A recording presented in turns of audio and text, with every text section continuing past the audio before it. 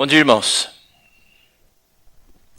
Nós estamos falando aqui com os irmãos desde a última oportunidade em que ocupamos esse púlpito a respeito da intimidade com Deus.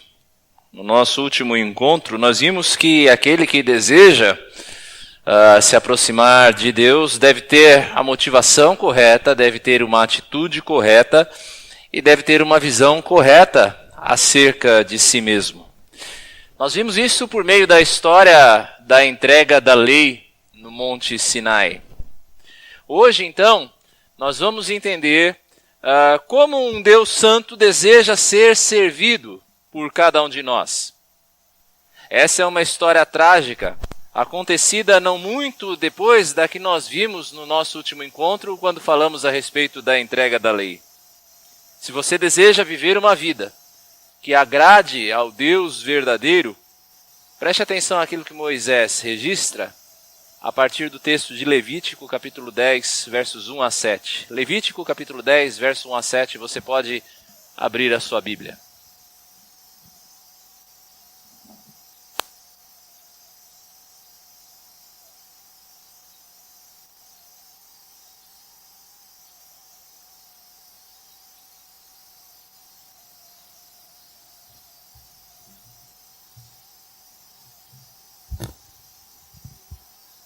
Palavra de Deus, alô? Palavra de Deus nos diz assim, Levítico capítulo 10, versos 1 a 7. Nadab e Abiú, filhos de Arão, tomaram cada um o seu incensário e puseram neles fogo, e sobre este incenso, e trouxeram fogo estranho perante a face do Senhor, o que lhes não ordenara. Então saiu fogo de diante do Senhor e os consumiu, e morreram perante o Senhor. E falou Moisés a Arão, isto é o que o Senhor disse. Mostrarei a minha santidade naqueles que se cheguem a mim e serei glorificado diante de todo o povo. Porém Arão se calou. Então Moisés chamou a Misael e a Eusafã, filhos de Uziel, tio de Arão, e disse-lhes, chegai, tirai vossos irmãos de diante do santuário para fora do arraial. Chegaram-se, pois, e os levaram nas suas túnicas para fora do arraial, como Moisés tinha dito. Moisés disse a Arão e a seus filhos Eleazar e Itamar, não desgrenhei os cabelos, nem rasguei as vossas vestes para que não morrais, nem venha grande ira sobre toda a congregação. Mas vossos irmãos, toda a casa de Israel, lamentem o incêndio que o Senhor suscitou. Não saireis da porta da tenda da congregação para que não morrais, porque está sobre vós o óleo da unção do Senhor. E fizeram conforme a palavra de Moisés. O texto aqui é um relato acerca da inauguração do tabernáculo, aquele lugar que Deus destinou para ser servido no meio do povo de Israel, o lugar do encontro, o lugar que Deus reservara para que o povo de Israel pudesse ter um encontro com Ele. O tabernáculo era uma tenda construída segundo as ordens de Deus. Os sacerdotes que iriam servir no tabernáculo a partir dali foram consagrados segundo as ordens de Deus. Foram oferecidos ali naquele tabernáculo e deveriam ser dali por diante oferecidos sacrifícios segundo a ordem de Deus. Reparem na ênfase, segundo as ordens de Deus. Tudo nesse lugar, tudo nesta tenda aponta para a santidade do Senhor. Aponta para um Deus santo, um Deus todo-poderoso, que ali iria se encontrar com o seu povo. É uma grande festa, esta consagração do tabernáculo. O anfitrião está presente. Nós lemos em Levítico 9, 23, dizendo assim, então entraram Moisés e Arão na tenda da congregação e saindo abençoaram o povo, e a glória do Senhor apareceu a todo o povo. O anfitrião da festa, o próprio Senhor, está presente ali. A glória dele está manifesta diante do povo. E como um sinal de sua aprovação diante de tudo aquilo que havia sido feito, o Senhor, no verso 24 do capítulo 9, ele permite que saia fogo da sua presença e consuma os holocaustos, consuma os sacrifícios que o povo oferecera. Mas no meio desta festa, algo dá errado. No meio desta cerimônia bela, poderosa, algo não está certo. Havia nessa tenda do tabernáculo um altar, o altar do incenso. Esse altar de incenso ficava diante do véu do Santo dos Santos, daquele véu que separava o santo, o lugar santo, do lugar santo dos santos, onde repousava a arca do Senhor. Este altar de incenso havia sido também preparado segundo as ordens de Deus. Ardia nesse incensário, nesse altar de incenso, um incenso especialíssimo, que não deveria de maneira alguma ser reproduzido para uso particular. Você não poderia produzir um incenso desse para queimar na sua casa. As brasas para acender esse altar deveriam ser retiradas do altar dos sacrifícios. E então, apenas o sumo sacerdote Arão poderia queimar incenso diante do Senhor. Surge então na história dois personagens, os dois filhos de Arão, Nadab e Abiú, os filhos mais velhos de Arão. Homens que estavam há 7 dias em consagração ao Senhor, vestidos com as suas vestes sacerdotais e talvez embriagados. É uma tragédia em todos os sentidos. Os filhos de Arão tomam então de outros incensários, não do altar do incenso, mas tomam de outros incensários, coisas que o Senhor não ordenara, coisas estranhas ao culto do Senhor. Tomam um incenso que não foi ordenado por Deus, tomam de brasas que não eram as brasas do altar, postam-se à frente do véu, um lugar onde eles não deveriam estar. E diante de tanta irreverência, o mesmo fogo da glória de Deus que consumiu os sacrifícios, consome também a vida desses homens. É um triste evento para marcar o coração do povo de Israel com a pergunta que se dirige também a nós, que servimos ao mesmo Deus. Como podemos servir a um Deus santo? Como podemos servir a um Deus santo? Primeiro, para servir a um Deus santo é preciso oferecer ao Senhor aquilo que Ele requer. Chamo sua atenção para os versos 1 e 2 do nosso texto. Ofereça ao Senhor o que Ele requer. Nadab e Abiú ofereceram, segundo o texto, fogo estranho diante do Senhor. Mas o que é o fogo estranho? O fogo estranho é algo que o Senhor não requer. E por ser algo que o Senhor não requer, é algo que o Senhor não aprova. Lembremos, o culto era totalmente determinado por Deus em seus termos. Lembram que falamos? Segundo as ordens do Senhor, o culto todo era determinado por Deus. Isso era uma prevenção contra a idolatria. Uma forma de evitar que o povo se prostrasse diante de outros deuses. Nadab e Abiú trocaram a obediência devida ao Senhor pelas boas intenções. Nós não duvidamos que o que esses homens faziam, eles faziam como fruto de uma intenção sincera de adorar a Deus. Havia boa intenção quando eles queimam os seus incensários diante do Senhor. Porém, o que o Senhor requer de nós é, antes da nossa sinceridade, das nossas boas intenções, é a nossa obediência. Deus não deseja, em primeiro lugar, as boas intenções do nosso coração, mas que nós obedeçamos. Um outro exemplo trágico desse fato é a história de Saul. Quando Saul vai para destruir os seus inimigos, e a ordem que ele recebe é que ele não deixasse alma vivente em pé. Destrua os seus inimigos, destrua tudo que eles têm, destruam todos os seus animais, mas Saul desobedece e retém os animais, porque ele quer prestar um sacrifício ao Senhor. E então ele se encontra com o profeta Samuel, e Samuel diz: tem porventura o Senhor tanto prazer em holocaustos e sacrifícios, quanto em que se obedeça a sua palavra? Eis que obedecer é melhor do que o sacrificar, e o atender melhor do que a gordura de carneiros. Melhor obedecer do que ter boas intenções. Para o Senhor, melhor é obedecer do que sacrificar. Este é o princípio envolvido aqui. Nós temos de oferecer ao Senhor aquilo que Ele requer, não o que as nossas imaginações entendam como certo. Eu repito, as boas intenções não podem substituir a obediência. Isso tem a ver, meus irmãos, com a maneira como nós cultuamos a Deus. O culto não se presta à imaginação, o culto não se presta à criatividade humana.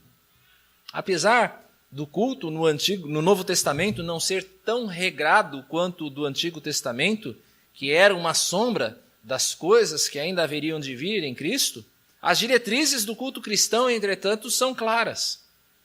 O culto cristão deve ser um culto celebrado em espírito e em verdade. Um culto celebrado em templos vivos que somos nós. Um culto que deve ser prestado como um sacrifício vivo de obediência e de submissão à vontade do Senhor. Na sua expressão pública, o culto cristão deve ser simples, com salmos, cânticos espirituais, orações, leitura e exposição da palavra e a celebração dos sacramentos. Por isso, nós rejeitamos o fogo estranho da transformação do culto num espetáculo de entretenimento. Nós rejeitamos a transformação do momento de louvor num show gospel. Nós rejeitamos a abordagem, assim chamada abordagem sensível ao ouvinte, que torna o participante e não o Senhor no centro do culto. Irmãos, sejamos obedientes em manter o culto conforme a vontade do Senhor, em sua simplicidade, em uma sinceridade obediente ao único que é digno de toda a adoração. Isso também tem a ver com as falsas doutrinas que se infiltram no meio do corpo de Cristo. Tudo aquilo que desvia a atenção da verdadeira adoração por meio da cruz de Cristo é algo odioso a Deus. Muitas vezes a nossa condescendência leva-nos a ver as igrejas que adotam a doutrina da prosperidade, por exemplo, como igrejas irmãs. Pior, denominações inteiras abraçam o ecumenismo que nega a verdade absoluta da palavra de Deus. Por melhores que sejam as intenções, meus irmãos, daqueles que abraçam esta ou aquela doutrina, a obediência está em primeiro lugar.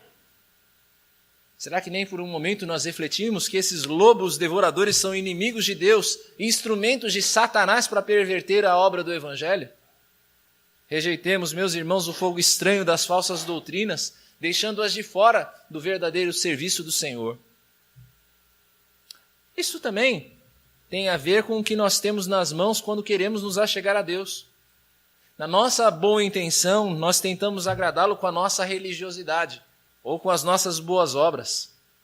É o fogo estranho da nossa autojustificação que nós tentamos oferecer diante da face do Senhor. Como Nadab e Abiú, nós oferecemos aquilo que nós consideramos que irá agradar a Deus. Mas o Senhor já proveu o sacrifício agradável a si por meio de Jesus Cristo. O único sacrifício que o Senhor aceita, meus irmãos, é aquele que Ele mesmo determinou, o do seu próprio Filho. Não há outro aroma que seja tão agradável ao Senhor quanto aquele que emana da cruz do Calvário. Por isso, se você quer servir e agradar a Deus, obedeça. Obedeça. Creia no Filho de Deus. Isso também tem a ver com a maneira como nós vivemos. Deus não se agrada tanto do nosso louvor dominical quanto na obediência do nosso dia a dia. O que determina se você está servindo a um Deus santo não é como você age apenas no domingo, mas como você vive no intervalo entre um culto e outro. É fogo estranho ao Senhor você se apresentar aqui no domingo com um coração cheio de pecado, um coração cheio de incredulidade. Disponha-se a obedecer e depois cultue, para que o fogo da ira de Deus não venha sobre a sua vida. O seu modo de vida, meu irmão, deve glorificar a Deus. Ele será de qualquer forma glorificado, mas é melhor que nós o façamos de boa vontade. Isso nos leva à segunda lição sobre como servir a um Deus santo. Segunda, aceite. Deus será glorificado em você. Deus será glorificado em você. Chamo sua atenção para o verso 3 do nosso texto. Moisés lembra a um Arão em choque pela tragédia de uma verdade preciosa acerca do Senhor. E a verdade é, quanto maior a nossa proximidade com Deus, maior é a nossa responsabilidade e maior o risco a que nós estamos sujeitos. Veja esta progressão. De todas as nações, Deus escolheu uma, Israel, para ser o seu povo, uma nação de sacerdotes. De todo Israel, Deus escolheu uma tribo para o seu serviço, a tribo de Levi. De toda a tribo de Levi, Deus escolhe uma família para o sacerdócio, a família de Arão. Assim, agora ao contrário, Arão e seus filhos deveriam glorificar a Deus em meio aos levitas. Os levitas deviam glorificar a Deus em meio a Israel, e Israel deveria glorificar a Deus no meio das nações. Daí nós percebemos que quanto maior a proximidade que nós temos em relação ao Santo dos Santos, maior a nossa responsabilidade. Fica então claro entender o rigor do Senhor em relação a Nadab e Abiú, porque a uma primeira vista pode parecer que o castigo foi excessivo. Mas quando nós entendemos a responsabilidade desses homens, fica muito claro porque a mão do Senhor teve de pesar com tanto rigor. Esses homens foram mortos porque eles não demonstraram pelos seus atos a santidade do Senhor diante de todo o povo. Mas mesmo assim, Deus foi glorificado, executando o seu juízo. A verdade aqui contida é que Deus sempre será glorificado em cada um de nós. Deus sempre será glorificado em cada um de nós. A questão é como? Naqueles que são seus, Deus vai ser glorificado pela obediência que leva às boas obras. 1 Pedro 2, 11 e 12, o apóstolo diz: Amados, exorto-vos como peregrinos e forasteiros que sois, a vos absterdes das paixões carnais que fazem guerra contra a alma, mantendo exemplar o vosso procedimento no meio dos gentios, para que naquilo que falam contra vós outros, como de malfeitores, observando-vos em vossas boas obras, glorifiquem a Deus no dia da visitação. Ou seja, quando nós obedecemos, quando aqueles que temem ao Senhor, quanto aqueles que pertencem ao Senhor o obedecem, Deus é glorificado. Mas, entre aqueles que não são seus, aqueles que não temem o Senhor, Deus é glorificado na sua justiça. Deus é glorificado na sua justiça. Aceite. Deus será glorificado em você. A sua santidade será conhecida em cada um de nós. A santidade de Deus será conhecida se nós vivermos de um modo digno da vocação com que nós fomos chamados. Eu e você, meus irmãos, temos de refletir o caráter de Deus. O nosso pensamento deve ser puro. As nossas palavras devem ser brandas e verdadeiras. O nosso agir benigno em amor a Deus e ao próximo. Quando a obediência se torna o padrão, a nossa vida glorifica ao Senhor e redunda em bênçãos para nós e para todos os demais. Mas a santidade de Deus também é conhecida, meus irmãos, pelo seu juízo. O Senhor é um Deus zeloso e vingador do pecado e não toma o culpado por inocente. Ele manifesta o seu desagrado aqui e na vida futura, cobrindo o ímpio de maldição e de juízo. Irmãos, o caminho do pecado é um caminho que sempre dá em morte. O seu prazer é um prazer momentâneo, mas as consequências são trágicas. E a história de Nadab e Abiú mostram isto. Prova maior, meus irmãos, de que Deus é sempre glorificado é o próprio Senhor Jesus Cristo. Em João, capítulo 12, verso 28, ele diz: Pai, glorifica o teu nome. Então veio uma voz do céu e disse: Eu já o glorifiquei e ainda o glorificarei. O Pai já havia sido glorificado pela vida de Cristo. Não existe exemplo maior de boas obras do que o Senhor Jesus. E agora ele afirma que o Pai será glorificado na morte de Jesus, porque ele leva sobre si a ira justa de Deus que pesava sobre todos nós. Em Jesus nós vemos as duas manifestações da glória de Deus, sobre aqueles que creem e sobre aqueles que o rejeitam.